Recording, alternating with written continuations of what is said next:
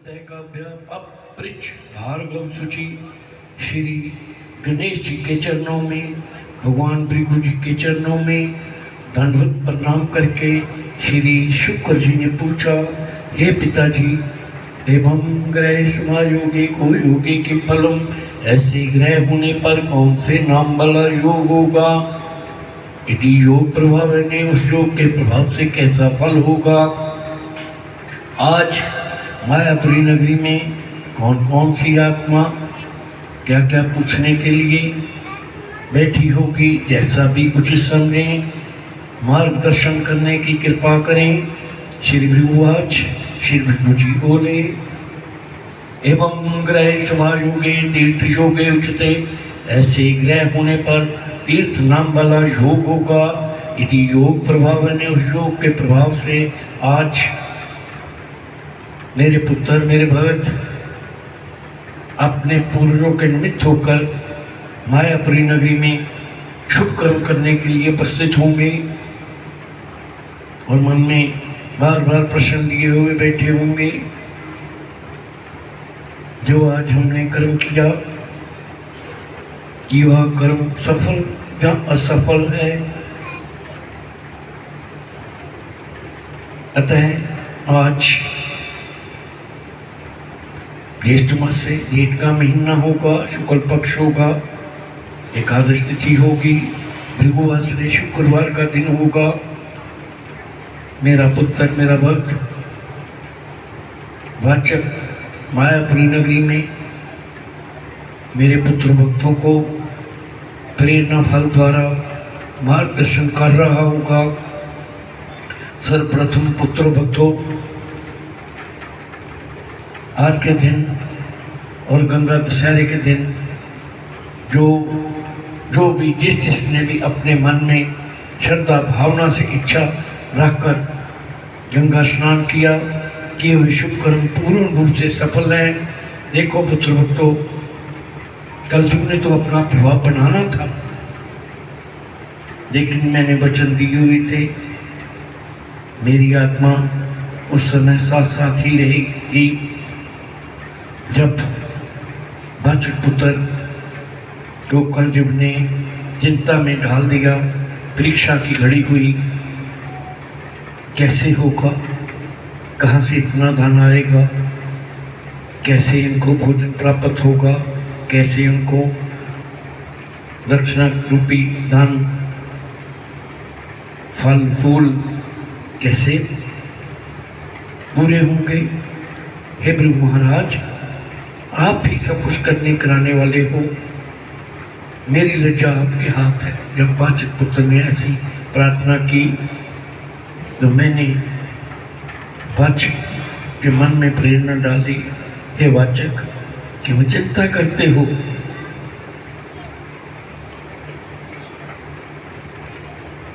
कलयुग ने परीक्षा लेनी है तो मेरे आशीर्वाद तेरे साथ है। वाचक पुत्र के मन में तो ऐसे प्रश्न उठ रहे थे, हे प्रभु, तुमने द्रौपदी की लज्जा को बचाया, वस्त्र भंडार बनकर आ गया, तो अब मेरी लज्जा तेरे हाथ है। जब आत्मसमर्पण हो जाता है, देवात्मा किसी न किसी रूप में आती है अपने भक्तों की लज्जा रखने के लिए। ऐसे ही उस समय मेरी आत्मा यहाँ पर भ्रमण कर रही थी, बहुत से ऋषि मुनि एकत्रित हुए, देव ऋषि नारद, अंगिरा ऋषि, कपिल मुनि, परशुराम, ना जाने कितनी कितनी देवात्माएं भृगु भक्तों द्वारा किए हुए भंडारे को ग्रहण करने के लिए गंगा दशहरे के दिन भी पहुंची। और एकादश के दिन तो बहुत महानता हो जाती है। जिन जिन आत्माओं ने साधु संतों के चरणों को स्पर्श किया, ऐसा समझो उस समय वैकुंठ लोक में बैठे हुए हो, साक्षात देवात्माएं पुष्प वर्षा कर रही हैं। और पुत्र भक्तों, आज जिसने भी जो भी शुभ कर्म किए, उनके किए हुए शुभ कर्मों से पापों के ढेरों के ढेर ऐसे नाश हो गए जैसे घास के बड़े बड़े ढेरों को किंचित मात्र अग्नि राख के रूप में परिवर्तन कर देती है। जो आत्मा मेरे बताए मार्ग पर चलता है तो पुत्र भक्तों उनके पास कभी भी कमी आ नहीं सकती। मैं तो अपने पुत्रों भक्तों को सदा खुश देखना चाहता हूँ, लेकिन मैं भविष्य हो जाता हूँ। चाहूँ तो पल क्षण में ही मैं शेष समय में परिवर्तन कर सकता हूँ, लेकिन जब कर्म सिद्धांत बनाया गया, मैंने और संग ऋषियों ने बनाया, जिस स्थान को स्वयं बनाया हो उसका उल्लंघन नहीं कर सकता। फिर मैं और देवात्माओं के शरण में धकेल देता हूँ, क्योंकि जैसे धरती लोग पर अलग अलग से विभाग बने हैं, हम देवात्माओं के भी अलग अलग से विभाग बने हैं। मेरा विभाग केवल विश्वता का और मार्गदर्शन करने का है। फिर मैं और आत्मा के स्वामी ईश्वर में धकेलता हूँ, भक्ति करवाता हूँ। भक्ति करवाने से पापों का नाश होता है और कार्य का स्वामी प्रसन्न हो जाता है। फिर विघ्न बाधाएं दूर होकर सुख सुविधाएं आनी शुरू हो जाती हैं। हे पुत्र भक्तों, भक्ति में बहुत शक्ति है। मांग कर तो देखो, हम देवात्मा को सदा देने के लिए तत्पर है। पात्र को पात्र देकर आशीर्वाद देते हैं। मैंने अपने पुत्र भक्तों को जो वचन दिया था, ये दिव्य दृष्टि तो देवात्मा के पास होती है। हे पुत्र भक्तों, जो श्वेत वस्त्र धारण किए हुए आत्मा ने आशीर्वाद दिया, वह कौन थी? मेरी ही आत्मा उस समय अपने पुत्र भक्तों को देख देख कर प्रसन्न हो रही थी। और जब मेरे को वाचक पुत्र ने उस स्थान से विदा की तो मेरे को विश्व कर कहना पड़ा। देखो पुत्र भक्तों, अब मेरे को जहाँ से विदा करो और पीछे मुड़कर नहीं देखना। ये मैंने ही प्रेरणा डाली, क्योंकि कुछ आत्मा तो ऐसी होती हैं जब उनको पता चलता है ये देव आत्मा धरती पर है तो उनके पीछे हो जाती है, और पीछे होने से कई बार बुद्धि में परिवर्तन होता है, बुद्धि पागलों की तरह हो जाती है। देखो पुत्र भक्तों, साक्षात तो तुम देवात्माओं के दर्शन नहीं कर सकते। देवात्माओं का तब ही इतना तेज होता है, साधारण आत्मा की दृष्टि में कमी आ सकती है। एक बार मेरे पुत्रों भक्तों ने ऐसा ही प्रश्न पूछा, क्या हम साक्षात देवात्माओं के दर्शन करेंगे? अरे पहले अपनी भक्ति को तो पूर्ण करो। भक्ति नहीं है तो उनके तप को कैसे सहन करोगे? मैंने पूछा था, क्या तुम सीधा सूर्य की ओर मुख कर दृष्टि उसकी किरणों को अपनी दृष्टि में धारण कर सकते हो? नहीं, आंखें चंधिया जाएंगी, दृष्टि समाप्त हो जाएगी। हाँ, सूर्य के दर्शन साक्षात कर सकते हो उनकी दृष्टि अपनी दृष्टि से, लेकिन वह सूर्य नाम पर वह चंद्रमा होगा। चंद्रमा के पास अपना कुछ नहीं होता, जो प्रकाश होता है वह सूरज का दिया होता है। चंद्र की तरफ जितनी रुचि समय तक अपनी दृष्टि से निहारो तो आपकी दृष्टि में प्रभाव नहीं होता। प्रकाश तो सूर्य का ही है। ऐसे ही धरती लोक पर अगर किसी ने भगवान के दर्शन करने हो तो अपने गुरु में करने चाहिए। गुरु अपने भगवान के रूप में आकर पुत्र भक्तों की इच्छा को पूरी करता है।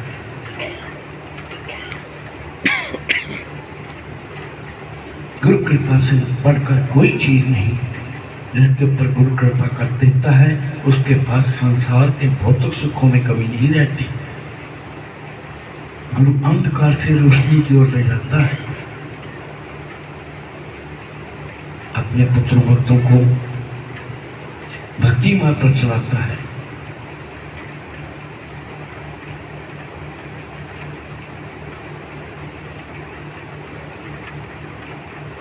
गुरु कृपा को प्राप्त कैसे किया जाए, भक्ति मार्ग पर कैसे चला जाए, मैंने इस ग्रंथ की रचना इसीलिए की क्योंकि आगे आने वाला समय धरती लोक पर अच्छा नहीं है। स्वार्थ नामी सम्मत है। इस सम्मत में सूर्य ही राजा है, सूर्य ही मंत्री है और कप्रेन जो बना है। ऐसे में धरती लोक पर रह रही आत्माओं का समय अच्छा नहीं है। अग्नि का अपना पूर्ण प्रभाव हो जाएगा, अग्नि प्रचंड रूप में होगी, कुदरती आपदाएं आएंगी, रोगों का प्रभाव बनेगा। ऐसे ऐसे रोग आने वाले हैं जिसकी औषधि का आविष्कार नहीं हुआ। ऐसे समय में कहीं कहीं तो जल इतना होगा संभले से नहीं संभला जाएगा और कहीं कहीं पर पानी की बूंद को तरसोगे। कलयुग का प्रभाव है। हे पिताश्री, आप ही मार्गदर्शन करने ऐसे निज समय में आपके पुत्र भक्त कैसे बच सकते हैं, कैसे इनका शेष समय हो सकता है। हे पुत्र भक्तों, अपने आप को ऐसा समझो जैसे चक्की में गेहूं पड़ा हुआ है, उसका चूर्ण बनना है, लेकिन जो गेहूं केंद्र स्थान पर लग जाता है उसका चूर्ण नहीं बनता। ऐसे ही पुत्र भक्तों, जो आत्मा अपने गुरु को केंद्र समझकर उनके चरणों में लग जाता है, फिर उनकी चिंता उनकी नाव पर गुरु की हो जाती है। इसलिए पुत्र भक्तों, ऐसे निष्ठ समय में अगर बचा जा सकता है तो गुरु की शरण में रहकर देवात्माओं की कृपा को प्राप्त करो। इन हाथों से शुभ कर्म हो। देखो पुत्र भक्तों, इतना दान नहीं करना चाहिए जिससे कि धरती लोक पर रह रही आत्माएं कर्जाई हो जाए, और इतनी भक्ति भी नहीं करनी चाहिए जिससे कि लोग उसे पागल कहना शुरू कर दें। क्षण क्षण भक्ति में वृद्धि करनी चाहिए। मन, बुद्धि, आत्मा एक बिंदु पर जब स्थिर होती है त्रिकुटी में, तब भाव बनता है। भाव बनता है तो श्रद्धा उत्पन्न होती है। फिर श्रद्धा भावना से किया हुआ कोई भी कार्य खाली नहीं जाता। मेरी वाणी पर किंचित मात्र भी संशय नहीं करनी चाहिए। मैंने इस ग्रंथ की रचना परोपकार के लिए की। उन आत्माओं को प्रेरित करके अपने दरबार में बुलाकर वाचक पुत्र द्वारा अक्षर रूपी वाणी से मार्गदर्शन करता रहता। तो श्रद्धा भावना ही हमारे लिए सब कुछ है। हम देवात्मा धन के भूखे नहीं हैं, हम तो देने वाले हैं। साधारण आत्मा बताओ किसी का ऋण रखती है? नहीं रखती। तो हम देवात्मा ऋण कैसे रख सकते हैं यदि कोई श्रद्धा भावना से हमारे ऊपर किंचित मात्र माया रूपी धन चढ़ाता है तो हम बहुगुना उनको लौटा देते हैं। हे पुत्र भक्तों, भौतिक सुख तो इस धरती पर रहने हैं। लिया हुआ नाम, दिया हुआ दान जन्म जन्मों तक अपना प्रभाव बनाता है। मेरे वाचक पुत्र की ओर देखो, इस जन्म के तो इसकी भक्ति नहीं है, लेकिन पूर्व जन्म में जो इस आत्मा ने भक्ति की, उस भक्ति का फल है जो आज मेरे नाम को रोशन कर रहा है और मेरे वाचक परिवार के ऊपर पूर्ण कृपा बनी हुई है। इसमें किंचित मात्र भी संचार नहीं करनी चाहिए। वाचक पुत्र हर समय तीर्थ यात्रा करने के लिए तत्पर रहता है। वाचक पुत्र उन आत्माओं का कल्याण करता है। वाचक पुत्र के हाथों से ऐसे शुभ कर्म करवा रहा हूँ, तीर्थ यात्रा करवा रहा हूँ, दान करवा रहा हूँ, और मन से सिमरन भी होना आरंभ हो जाएगा। हे वाचक पुत्र, जब 2 माह व्यतीत हो रहे होंगे, तब जो तेरे मन का भाव है, मेरी भक्ति में कमी है, फिर तेरी भक्ति में वृद्धि होगी। जब सूर्य उदय होने से पहले भक्ति मार्ग पर चलोगे, ये नाम रूपी धन इन लोक पर लोग दोनों को ही सुधार देगा। लेकिन पुत्र, तेरे मन में ये आ रहा है, मेरी तो इतनी भक्ति नहीं है, क्या ये किसी भक्ति से कम है? किसी और आत्मा को हाथों से भक्ति करवाना। जब भी कोई मेरे बताए मार्ग पर चलता है, भक्ति मार्ग पर चलता है, तो उसका किंचित मात्र भाग वाचक पुत्र के भाग्य में हो जाता है, जिससे वाचक पुत्र का भाग्य सदा उदय रहता है। कर्म की गति विचित्र है। कर्म करते हुए हर प्राणी को सुचेत होकर करना चाहिए। कर्म होने के पश्चात फिर कर्म सूत्र के साथ बन जाता है। कर्म ऐसे करो जिससे प्रायश्चित और पश्चाताप की अग्नि में ना जलना पड़े। देखो पुत्र भक्तों, जो पूर्व जन्म में कर्म किए हैं, उन्हीं का प्रभाव है, वृत्ति में परिवर्तन हो जाता है। कभी कभी तो ऐसी वृत्ति होती है, जब क्रूर वृत्ति होती है तो एक दानव का रूप हो जाता है। कभी कभी यही वृत्ति पूर्व के कर्मों के कारण मन में सोचती है, मैं धरती पर क्यों आया, मेरा कार्य क्या है। ये पुण्य कर्मों का फल होता है। जब ऐसी वृत्ति बनती है, फिर शुभ कर्म होते हैं।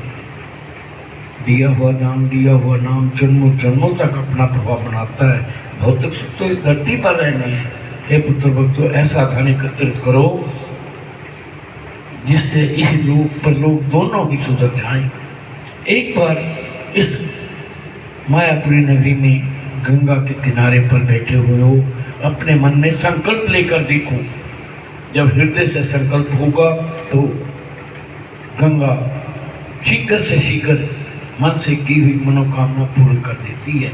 लेकिन पुत्र भक्तों, कभी भी देव आत्माओं के आगे किसी भी किस्म की शर्त नहीं रखकर भक्ति नहीं करनी चाहिए। वे की हुई भक्ति भक्ति नहीं होती। निष्काम भाव से भक्ति मार्ग पर चलोगे तो देखना आत्मा प्रसन्न होगी। जब आत्मा प्रसन्न होगी तो फिर इस संसार में शोभा बढ़ती जाएगी। पता नहीं चलेगा धन कहाँ से कैसे आ रहा है। हे प्राणी, तुम तो इस धरती पर केवल एक निमित्त मात्र हो। पूछा जाए, जब से जन्म लिया अब तक किया क्या है? मैं ये पूछता हूँ, क्या तुम्हारी चिंता करने से चिंता दूर हो जाएगी? नहीं होगी। क्या स्वयं धरती पर आए हो? नहीं। कर्मों के अनुसार मानव का जन्म होता है। क्या तुमने स्वयं अपना नाम रखा? नहीं, नाम किसी और ने रखा। पालन पोषण किसने किया? जब माता के गर्भ में मौन था, तेरे को जब पाला गया वो कौन था? सोच प्राणी। कोई पिता के रूप में आता है तो कोई पुत्र बनता है, कोई पुत्री बनती है तो कोई जय माता बनता है। पोत्र दोतर भाई बंधु सखा, जैसे जैसे कर्म किए होते हैं उस अनुसार फल की प्राप्ति होती है। जब भक्ति मार्ग पर चलकर पापों का नाश करते हो तो फिर उस आत्मा को यमदूत नहीं, देवदूत दिव्य अभिमान में बैठाकर पुष्प वर्षा करते हुए वैकुंठ लोक की ओर ले जाते हैं। कभी कभी मन में ऐसे प्रश्न उठते हैं, वैकुंठ लोक में इतना रिक्त स्थान कैसे होता है? जिन आत्मा के हाथों से शुभ कर्म होते हैं, उसी समय चित्रगुप्त द्वारा लेखा जोखा करके कुछ समय के लिए उस आत्मा को वैकुंठ लोक में स्थिर कर दिया जाता है। उसका समय पहले से ही निश्चित होता है और जब वह समय समाप्त होता है पुनः उस आत्मा को धरती लोक पर धकेल दिया जाता है। कभी कभी तो ऐसी आत्माएं जिनके मन में ये होता है, हम साक्षात भगवान के दर्शन कैसे करेंगे? जब अंतिम समय में अंतमति सो गति होती है, ऐसे मन में प्रश्न हुए 700 रूपी पूंजी समाप्त होती है, तब वैकुंठ लोक की प्राप्ति होती है। जब युग में परिवर्तन होता है तो धरती लोक पर देव आत्मा को उतार दिया जाता है। उन देव आत्मा का स्वागत करने के लिए सत्संग के रूप में वैकुंठ लोक से आत्मा को धकेलते हैं, फिर जिससे कि वो स्वागत कर सके देवात्मा का, देवात्मा के दर्शन भी करता है और फिर शनि शनि 700 रूपी पूंजी समाप्त होती है। पुनः उन आत्मा को वैकुंठ लोक में स्थिर कर दिया जाता है। आज जो मैं वाणी का प्रवाह कर रहा हूँ, ये एक प्रेरणा फल है, ऐसा समझो। मेरा ज्येष्ठ वाचक जो भा नाम से मशहूर था, सै नगरी में और आत्मा का कल्याण करता था, और उनकी पत्नी अंजना नाम वाली आत्मा वैकुंठ लोक में बहुत प्रसन्न हो रही है अपने पुत्र की शोभा को देखकर। और बहुत से भृगु भगत वैकुंठ लोक में हैं, सभी प्रसन्नचित्त होकर आशीर्वाद दे रहे हैं, जो मेरे अनन्या भक्तों में से थे, जैसे कि मेरा पुत्र कश्मीरी नाम वाली आत्मा, मेरे पुत्र विदर नाम वाली आत्मा, ना जाने और कितनी आत्माएं जिनको मैंने वैकुंठ लोक में स्थिर किया, आज वैकुंठ लोक से आशीर्वादों के रूप में दे रहे हैं। और पुत्र भक्तों, धरती लोक पर अगर देखा जाए तो गुरु ही सर्वे सर्व है। अब कैसे पता चले गुरु कैसे धर्म किया जाए, किसको करे? कलयुग पर पूर्ण प्रभाव है। गुरु धर्म करते हुए अच्छी तरह विचार कर लेना चाहिए। गुरु धर्म होने के पश्चात गुरु भले पूर्ण ऐबों के साथ भरा हुआ हो, उनकी निंदा करनी तो परे की बात, निंदा सुनने से भी पापों के भागी हो जाते हो। जैसा कि मैंने ग्रंथों में लिखा है, गुरु की निंदा करने वाला गो हत्या के बराबर होता है, जिसे धरती लोक पर भी चैन नहीं मिलता और वैकुंठ लोक में भी उसे धक्के पड़ते हैं। भले उन्होंने बहुत से शुभ कर्म किए हों, बहुत से गाय दान किए हों। जो आत्मा किसी की आत्मा को कष्ट पहुंचाता है तो वह अपना कर्म उत्पन्न कर लेता है। इसलिए पुत्र भक्तों, कभी भी किसी की आत्मा को दुखी नहीं करना चाहिए। जब किसी के दुखों को स्वयं सुन लोगे तो तुम्हारे दुख स्वयं ही भाग जाएंगे। एक बार अपने जीवन की धुरी अपने इष्ट गुरु के ऊपर छोड़कर देखो। कलिकाल में गुरु ही सर्वे सर्व है, लेकिन कलयुग का प्रभाव बना हुआ है। गुरु ऐसा होना चाहिए जो तुम्हारे मन की बात को पढ़ सके। जो धरती लोक पर चिंता में डूबे हुए हैं, गुरु एक बार उनकी बात को सुन ले तो उनका दुख दूर हो जाता है। लेकिन कली काल में ऐसे ऐसे गुरु हैं जो केवल और केवल धन एकत्रित करने के लिए एक साधु रूपी वस्त्र धारण कर गुरु बने हुए हैं। हे पुत्र भक्तों, पहले अच्छी तरह से गुरु को जांचो, परखो, उसके पश्चात गुरु धारण करो। गुरु वह है जो तुम्हारी पीड़ा में आकर तुम्हारी पीड़ा को समाप्त कर दे, खुशी में आए या ना आए। ऐसा गुरु नहीं जो पूर्ण जन्म के कर्मों से अपने शिष्य की बात को नहीं सुनता। बहुत से द्वारपाल खड़े हुए हैं, उनके शिष्य को गुरु तक मिला ही नहीं सकता। तो ऐसे गुरु को रखकर क्या करोगे? गुरु वो जो तुम्हारी चिंता को दूर करे, तुम्हारे दुखों को अपना दुख समझे। हे पुत्र भक्तों, आज मेरी आत्मा अति प्रसन्न हो रही है। मेरी आत्मा साथ साथ रहती है जब मैं अपने वाणी द्वारा तीर्थ यात्रा का आदेश देता हूँ। कलयुग ने तो प्रभाव बनाना है, लेकिन जब कलयुग प्रभाव बनाता है तो मैं भी अपनी कृपा बना देता हूँ, सूर्य से सूर हो जाता है। ये वाचक पुत्र जब सैनगरी से यात्रा आरंभ हुई तब मेरी आत्मा साथ साथ ही थी, लेकिन मायापरी नगरी में जाते ही कलयुग ने प्रभाव बना दिया। मेरे राजेंद्र पुत्र के वाहन में विघ्न बाधाएं आई, लेकिन किंचित मात्र विघ्न बाधा को मैंने दूर कर दिया। इसलिए पुत्र भक्तों, जीवन में दुख सुख तो लगे हुए हैं, ये कर्मों के अनुसार भोगना पड़ता है। ये मानव चोला मिला है, इस चोले में आकर यदि शुभ कर्म नहीं किए कब करोगे? एक बार तो स्वयं भगवान को भी सोचना पड़ेगा, इसे मानव चोला दूं या ना दूं। मानव चोला कुछ साधारण नहीं है, इस चोले को पाने के लिए भी देव आत्माएं आते रहते हैं। विष्णु स्वयं मानव चोले में आकर धरती लोक पर कल्याण करने के लिए आता है। मानव जूनी उत्तम जूनी है, जरूरी नहीं गेरुए वस्त्र धारण करके ही साधु के रूप में हो सकते हो। अपने मन को साध लो, जब मन को साध लोगे तो फिर किसी का बुरा नहीं करोगे। जब बुरा नहीं करोगे तो जो तुम्हारे पूर्व जन्म के पाप कर्म है विश्व में शांत होते जाएंगे, यश मान कीर्ति स्वयं ही बढ़ता जाएगा। हे पुत्र भक्तों, आज मायापुरी नगरी में एक प्रण करके जाओ, क्योंकि मायापुरी नगरी में ऐसा ग्रंथों में हम ऋषि मुनियों ने लिख दिया,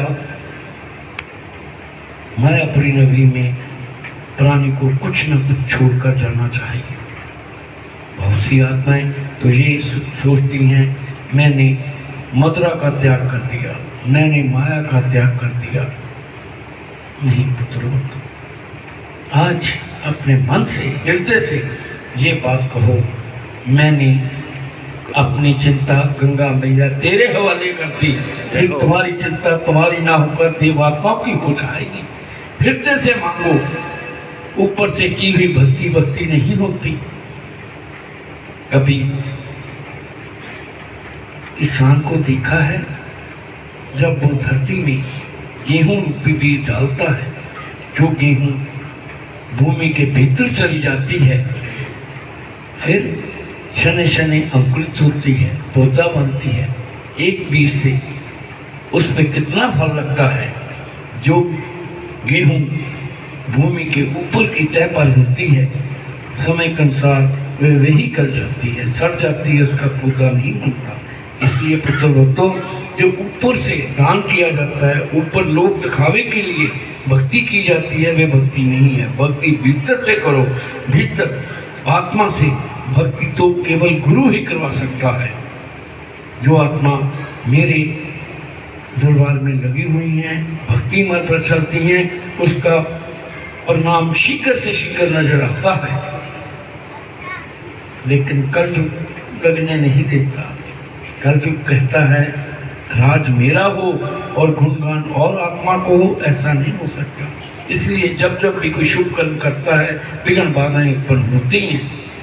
लेकिन जिन आत्माओं ने अपनी चिंता देवात्मा के ऊपर छोड़ दी, फिर चिंता देवात्मा की होती है, सूर्य से सूर हो जाता है। कर्म का फल तो भोगना है, दुख सुख तो एक अपने जीवन में हर प्राणी के ऊपर आता है। मैं ये पूछ रहा हूँ, जो धरती लोग पर स्वयं को भगवान कहला के, क्या उनके ऊपर पीड़ा नहीं आई? क्या उनके ऊपर दुख नहीं हुआ? ये जीवन का एक भाग है। इसलिए जब भी पीड़ा हो तो गुरु के नाम का सिमरन करो, देवात्मा को याद करो। आज के दिन मायापुरी नगरी में आकर जिन जिन आत्माओं ने साधु संत समाज को भोजन करवाया, उनके पूर्वज आज वैकुंठ लोक में प्रसन्न हो रहे हैं। हे पुत्र भक्तों, प्राणी स्वयं कुछ नहीं करता। हम ऋषि मुनि देवात्मा जिस आत्मा को जश दिलाना होता है उसके मन में प्रेरणा डाल देते हैं, जाओ बहु मात्रा में भोजन मुद्राओं के रूप में दान करके आओ। दिया हुआ तो हमारा ही होता है, लेकिन धरती लोक पर उनका जश हो जाता है। कोई भागवत कथा कराता है, कोई भंडारों के रूप में करवाता है, करने कराने वाली देवात्मा है। स्वास्थ्य रूपी पूंजी जब तक है शुभ कर्म करो। ज्योति स्वस्वरूपी पूंजी से चल रही है। जब ये स्वस्वरूपी पूंजी समाप्त हो जाती है तो फिर प्राणी को मृत्यु लोक में धकेल दिया जाता है। ये पुत्र भक्तों, चिंताएं छोड़ो, चिंतन करो।